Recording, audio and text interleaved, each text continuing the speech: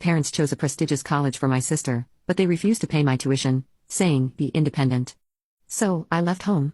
Now, 10 years later, at my sister's wedding, they asked me, "Why are you here to ruin the marriage?" Gap. At that moment, my sister's fiancé saw me, hugged me, and said, "Boss, what are you doing here?" Suddenly, their faces turned pale.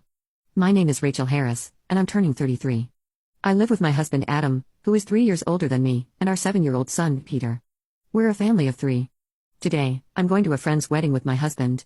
Even though I call them friends, they're more like Adam's friends, and I only recognize them by face.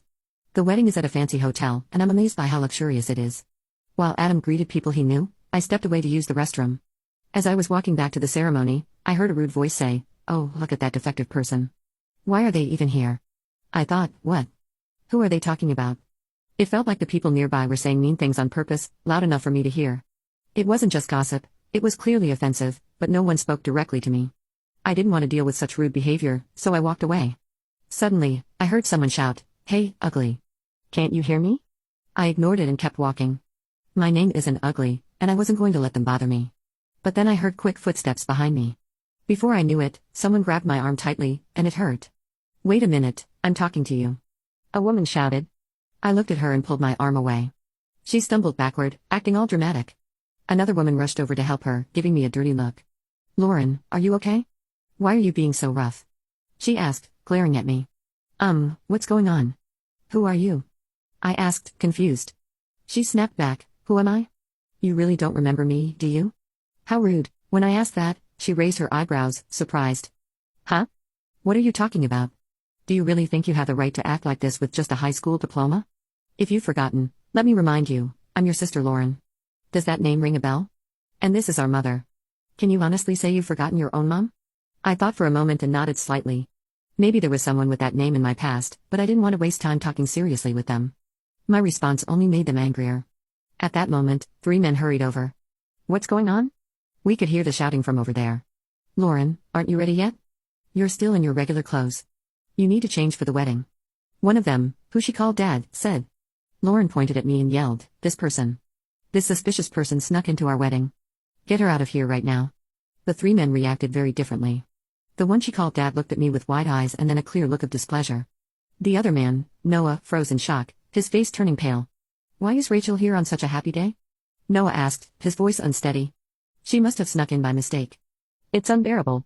Someone call security." "Wait, watch what you're saying," Noah quickly added, his face still pale. "This person is." While the man called Dad agreed with Lauren, Noah tried to intervene. I muttered under my breath, "You really know nothing," but no one heard me. Just then, Adam appeared. "Rachel, there you are. I've been looking for you." Everyone turned to him. I smiled slightly and said, "Sorry, I got caught up with some strange people on my way back."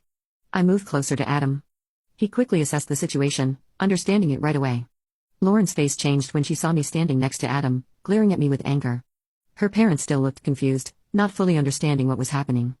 Noah was flustered and was the first to speak. "Mr. Harris, I apologize. My wife said something inappropriate." "I'm really sorry to your wife, too." "Come on, Lauren, you should apologize as well," Noah said. "Why should I apologize?" Lauren shot back, pointing at me again. "She's the one who should be sorry. This disrespectful person barged into our special day. I don't know how she got here, but she's a disgrace to our family. We should have cut ties with her a long time ago and never seen her again."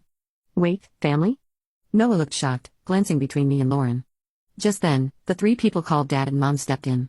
"Oh, Noah, we're so sorry. We have a difficult eldest daughter. It's embarrassing to even talk about her. We've managed to keep it a secret all this time. We kicked her out of the house 10 years ago. How did she even find out about Lauren's wedding?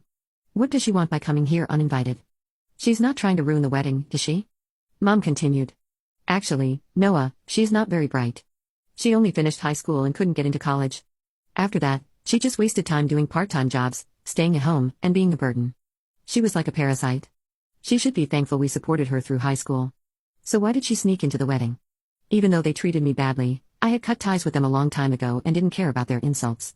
These people were technically my family, at least on paper, but my parents had always favored my younger sister, who was 7 years younger than me, and had ignored me for as long as I could remember.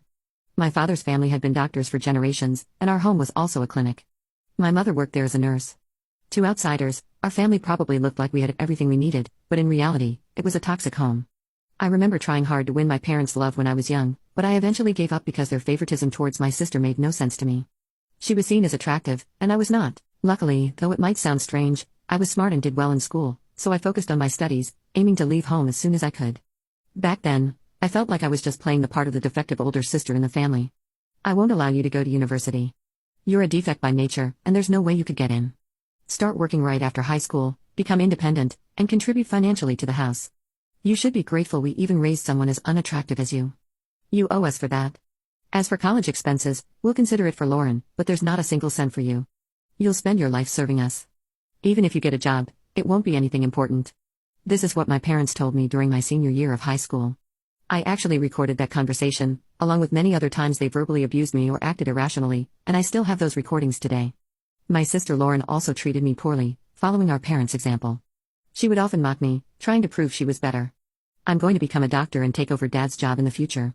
I'll work hard enough for both of us since my big sister can't. Oh, that's wonderful. Yes, learn from her mistakes, and dear best Lauren, don't worry. We'll support you fully. Unlike your sister, you're truly our pride. They would have conversations like this. Now you can watch the second part by pressing share and more.